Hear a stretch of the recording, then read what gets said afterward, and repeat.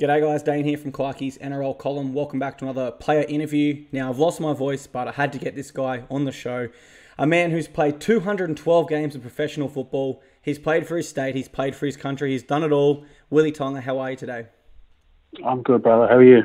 Very good. Now, we could talk all day on your career, but I want to try to touch on a range of different topics here. So we'll start off. You played in the Super League and the NRL. I wanted to ask, did you notice any major differences between the two competitions? I did.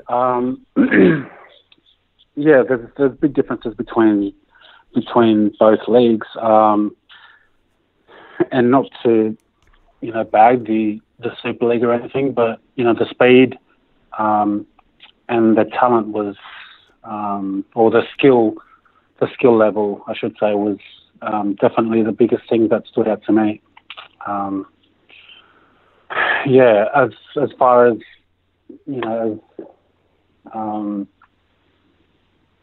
as aggressive and the tackling and stuff like that.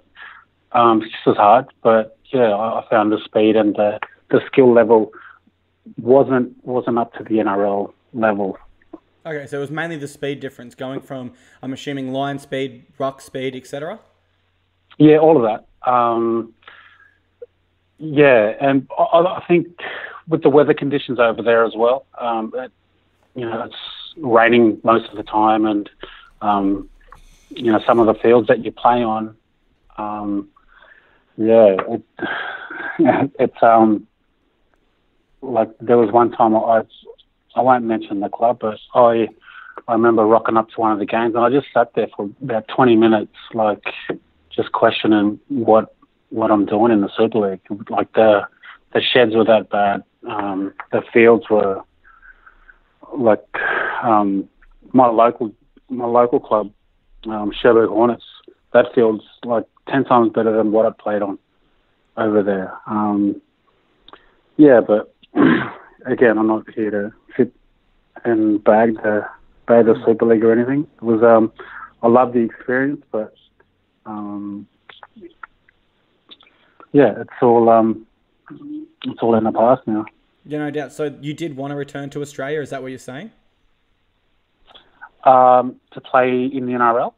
Well, at any time where you were over in the Super League, you said you were having these thoughts, what am I doing? I guess, what did you or your manager ever try to pursue any sort of move back to your home country? No, I was done with the NRL, but I think just it was more of a shock than anything. Like, yeah, like this is like a professional league, and one of the top teams in the Super League at the time, and the field and the dressing rooms were very poor compared to what we used to over here in the NRL. You touched on shock there, so I'll ask this question. During your time at Catalans, obviously a French-based club, did you ever find a communication barrier there? Did you find it hard to communicate with your teammates or the coaching staff at all? Not to the coaching staff, no. They all spoke English really well. There were just a few of the boys that didn't speak English until they had a few drinks under their belt. That's when they were able to speak English, like, pretty good. But other than that, it was whatever was explained to us in English was again explained to the boys in French. So even the French boys who could speak fluent English would understand the plays better when they were spoken to in French, if that makes sense. Okay, yeah. All right, well, let's stay on your footy career, but let's go to rep side of it. You played a total of 20 games for your state and country. If you had to single out one favourite moment, or maybe there's a few, what would they be?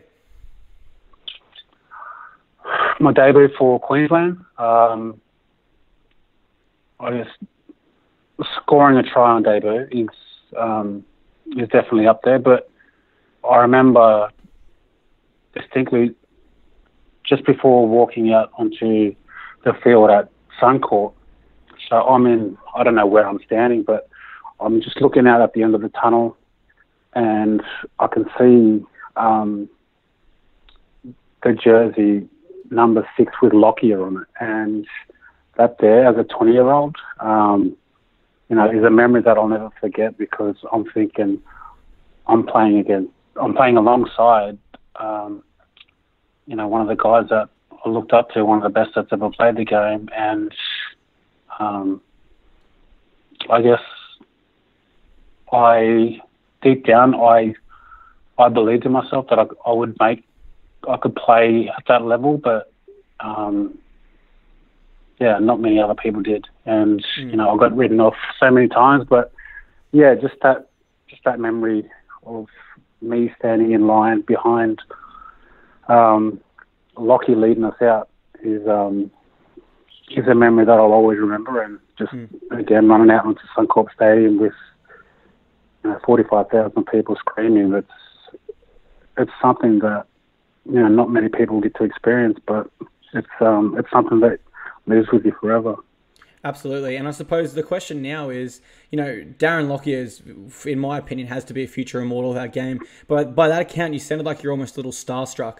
So I guess, did you feel like you belonged in such a special team initially, or did it take you a while to really find your feet in such a talented team like the Queensland Maroons? At the start, a week before that, we had the bye.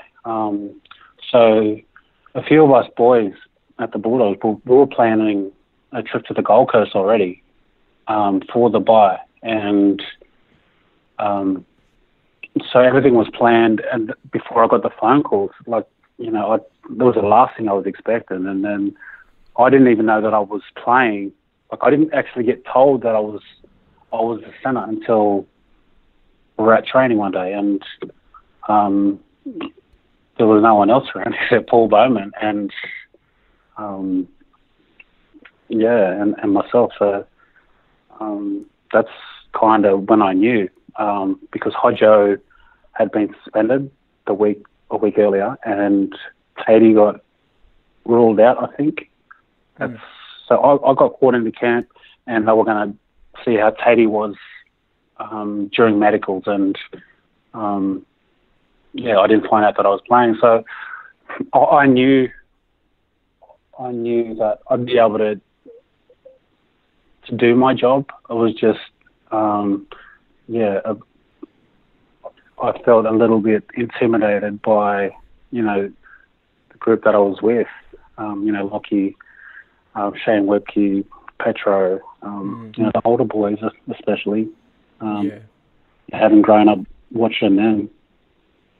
No doubt. Some of the biggest names in our sport you just mentioned. So we'll stay on the topic of teammates. Of all the players you've played with, could you single out a couple favourites? To play with, or just in general? Just in general. Mates on and off the field, or just realistically some of your best mates that you've ever played footy with. Who are the favourites? To this day, I'm really close to Jonathan, Sonny Bill, Willie Mason, Roy Tatasi.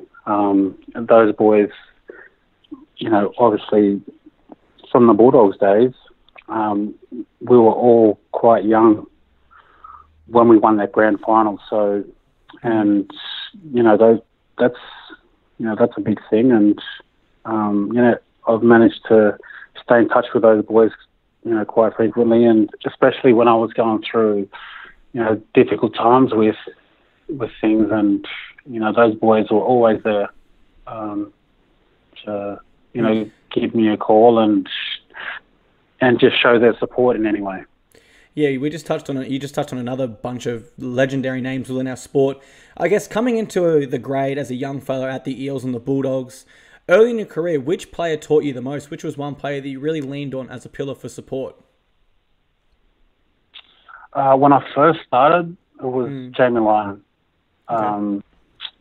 He was the Australian centre at the time when I first came to Parramatta. So he and Dave Violecki were the two first grade centres, and they were both international centres at the time.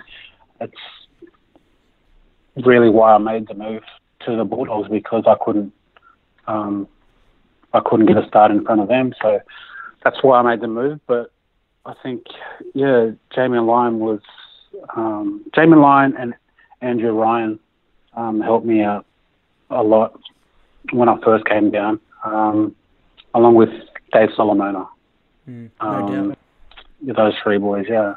And what about a crazy untold story? Something that maybe not a lot of people would know about. It could be for any club you played for. It could be for Australia, for Queensland. On the record right now, do you just have a crazy story? It could be anything. I've got heaps. I've got heaps, but they're all. I don't think they're stories that I should be telling. No doubt. Openly. I guess. Yeah, everyone knows. What goes on within rugby league, but I'll keep quiet on that one. Absolutely. Certainly, for those watching at home, I wasn't aiming at a R+ story there. Maybe a PG one, but we'll move on from that one, Willie. My next question, are you still involved in rugby league in any facet? Could be coaching, training, does rugby league have a place in your life anymore? Yeah, a couple of months ago, I completed my coaching course. So I've done that. Initially, I had no plans on becoming a coach or wanting to coach at all. It just didn't interest me. But I think with the opportunities that I've had and the players that I played alongside, I feel that I've learned quite a bit within the game, and I'd like to give back in some way. So I don't think as a coach or an assistant coach, but maybe like a specific, centers or an outside back coach, something like that. I'd love to maybe get myself in there some way, but I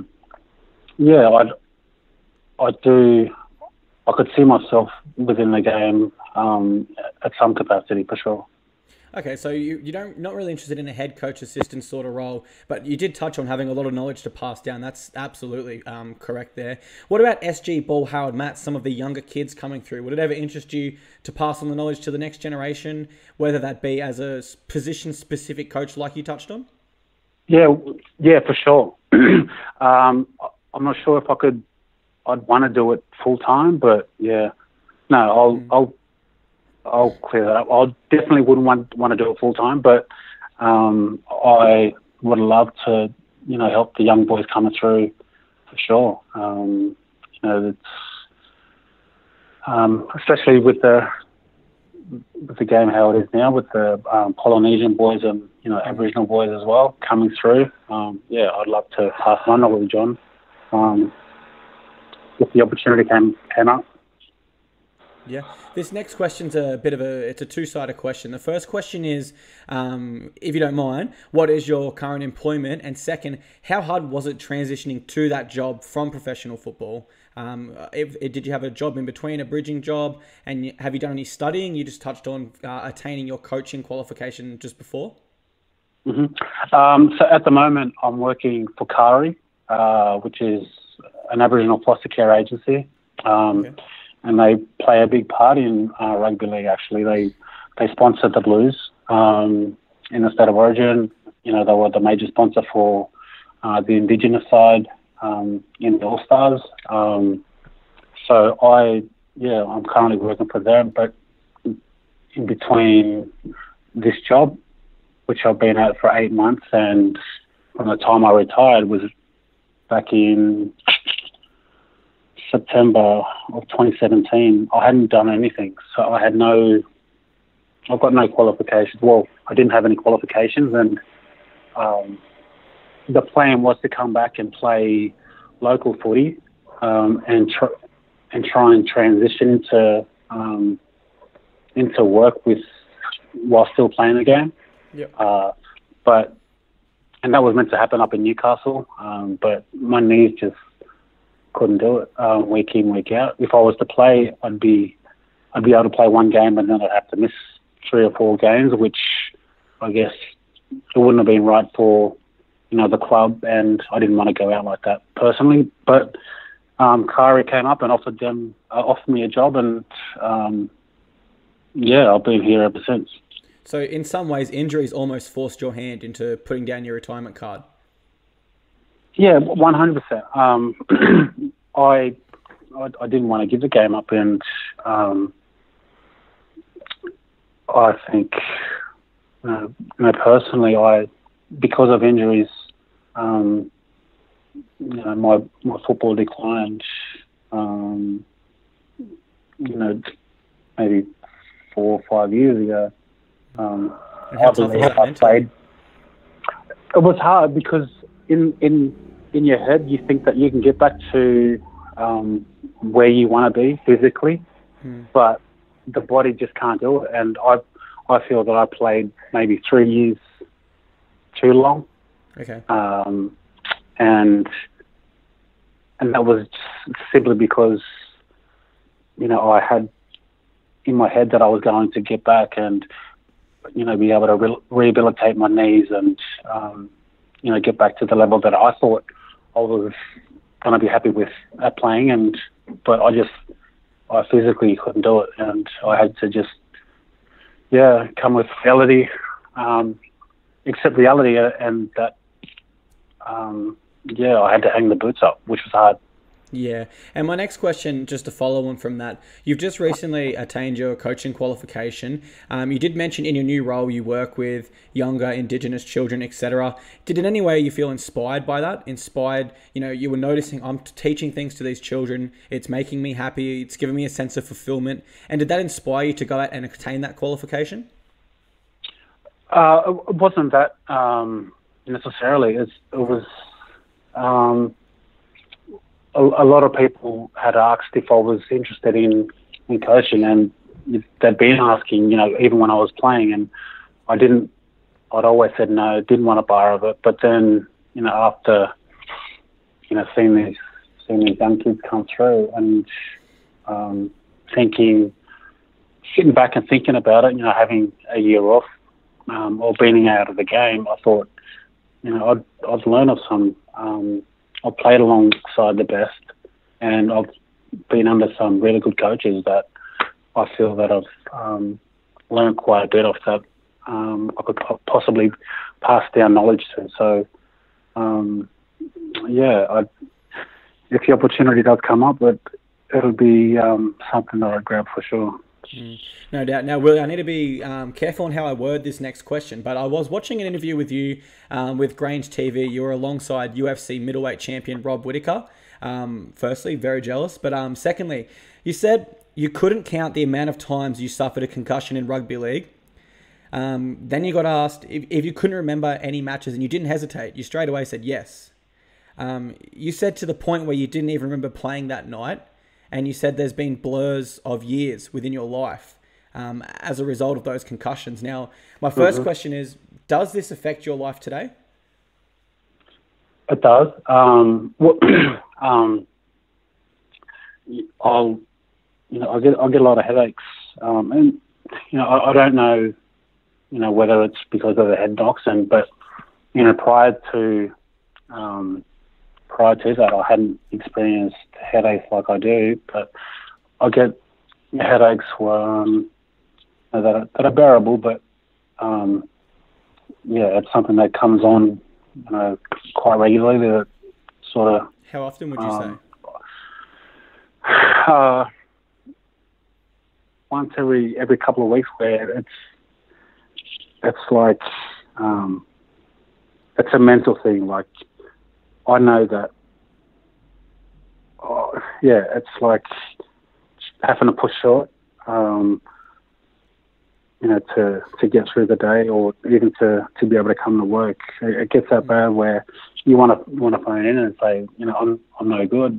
But again, it's something where you say, no, it's something that you need to push through. So, every couple of weeks I'll get a really bad headache like that, but it happens quite regularly, like a couple of times a week, where I'll just get a headache all of a sudden, and Not sure where it comes from, and have you consulted a specialist? Yeah, I haven't. Okay.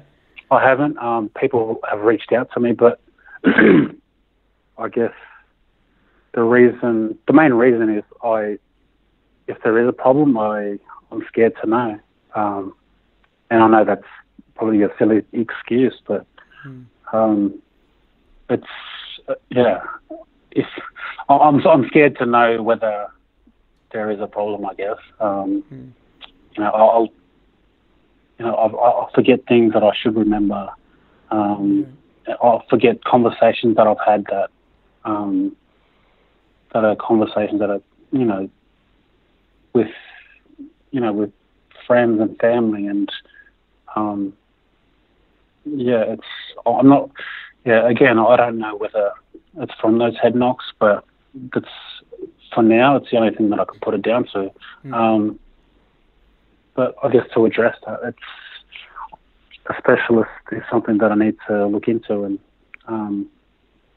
before or if it does get worse, or I'd want to be able to treat it, I guess. Yeah, no doubt. And it's not often on my show that I stray away from football and head into, I suppose, politics, whatever you want to call it. But, you represented the NRL and the Super League for a very long time. Have they offered or reached out in any way or helped you at all through this process? Has there been any sort of assistance from either promotion there?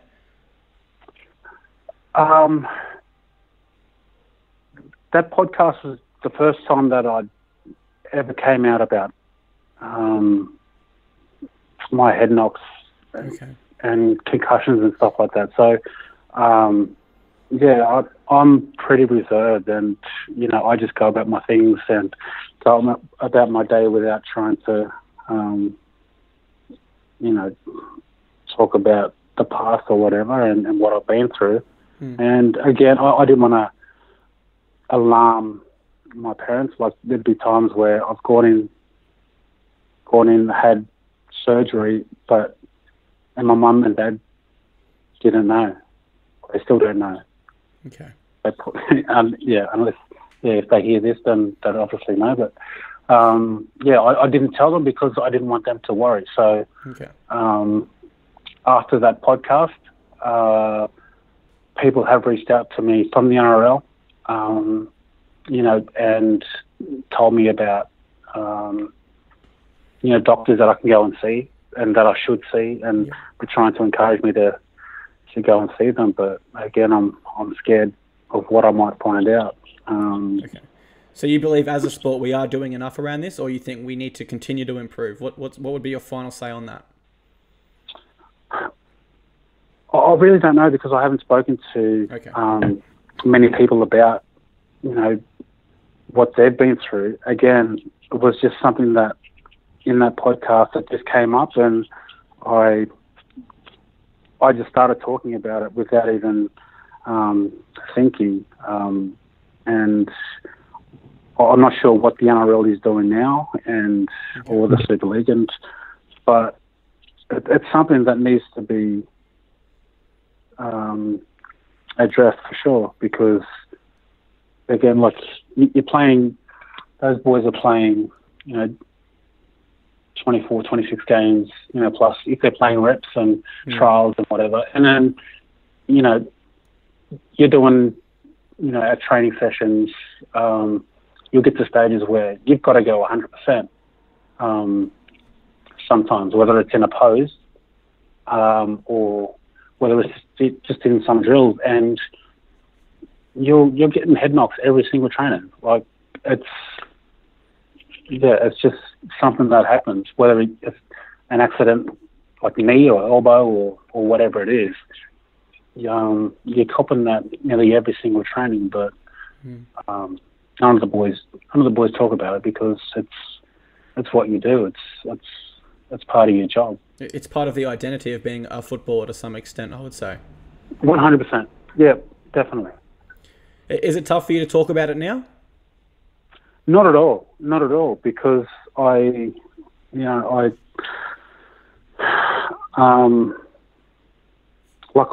just touched on before, I'm pretty reserved, but I think if I can bring this conversation to light and have more people be comfortable about speaking up about it, then I think that's a good thing. And that sort of just the NRL to maybe want to concentrate on that more and focus on that and do more to help the players, and then that can only be a positive thing.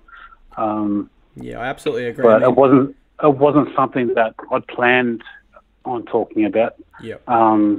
And yeah, I just happened to come up in that conversation, and I know a lot of the boys, all of the boys have had head knocks and have been concussed, but they won't put their hand up and to come off, or they won't stay at that training because again, it's part of rugby league, it's part of your job, and that's what you do. Yeah, absolutely. I mean, on field, we have seen the NRL to some extent look at this with the compulsory head injury assessments now. But by accounts from what you're saying, it sounds like it's an off-field issue where we sort of need to break down that stigma and educate our players on the real dangers and, the side effects of concussions, and really bring to light how much of a serious issue it is, not just in rugby league, but in all professional sports that involve physical contact. Now, Willie, my last question I had for you, we were going to go through and get some of your season predictions for 2019, such as Premier, Dally M, etc. But you actually told me before we press record that you don't watch the NRL anymore. Can I ask why? I don't really have a reason why. It was like, so I've only been retired a year, and so for 16 years that was my life. Okay. And it was one of those things where if I stepped off the field or out of that gym, then I wanted to get away. I wouldn't watch any games like Friday night footy or those on the week. I wouldn't watch any footy, and so I don't mean this disrespectfully, but I wouldn't. There's a lot of the times where I go into games not knowing who I'm playing, and that's the honest truth. Okay. Just because I didn't watch the game, and it's still kind of been like that. I watched a couple of games last year, and it was Roosters and the Knights, only because of and I just stumbled across Latrell Mitchell when I was YouTubing Greggy English. Actually, I was over in the UK, YouTube Greggy and his highlights, just watching him, and then Latrell came up, and I was watching this kid and just how amazing he was. I'm like, I'm going to follow this kid when I get back to Australia. And then, I watched the Origin series, and, seeing what he done there to Will Chambers, I was like, yeah, this kid's a real deal. And another team that I'd watch just because of one kid is the Knights, and that's because of Kailyn Palmer. Yep. A big fan. So they're probably the only two teams that I really watch. If I did watch it in the UK, it was because I knew or I was close to one of the boys in that team, whereas there's only probably a handful of boys that are playing at the moment that I've played with. So even during your playing career, you were never huge on actually watching other teams play week in, week out? Never. Before playing in the NRL, I loved it. I'd watch every game, like a lot of people. But once I, became a regular first grader, I just, for some reason, didn't have any interest. And once I got away from the field or away from footy, then that was it. I didn't want to watch it, didn't want to read it, didn't want to associate with it in any way until I had to. Certainly, that's very interesting. You brought up two players there. Let's touch on one of them, Kailyn Palmer. He's making a well-documented shift into 5'8" this year from fullback. What are your thoughts on that? Do you think KP's ready? I think so. I was interested to see how he'd go, making that transition from fullback to where he played in the middle. And I was just wondering whether he'd be able to take, be able to make those tackles, 2 or 3 tackles in a row. And, I've seen, and no disrespect to Jared, and, Jared and I are close, Jared Hayne, but I found that, when he came up to the front line, he really struggled because it was just a different positions, different work rate. But I think this kid's got it. He's a real deal as well, and I think he can slide into that position with ease and do what he does. Yeah, no doubt. You touched on Darren Lockyer earlier and his greatness and how you were a little bit starstruck seeing his jersey in State of Origin. Well, we have to remember, even he struggled initially with his move from fullback to 5'8", so I think it will take absolutely, time. For sure. But, I agree with you. I think that moving forward for the Knights and moving forward in Kailyn Ponga's career, he's just from what we've seen so far, a generational talent where I think he could line up at prop and still look good realistically. He's that talented. Yeah, for sure. He's one of a kind, for sure. No doubt. All right, Willie, well, thank you so much for coming on today. It was an absolute pleasure to have you on the show. And I really appreciate you opening up, your honesty, and everything in between, man. It was a real pleasure. And like I said, an honour to have you on. Thanks, Classy. Appreciate it. Cheers.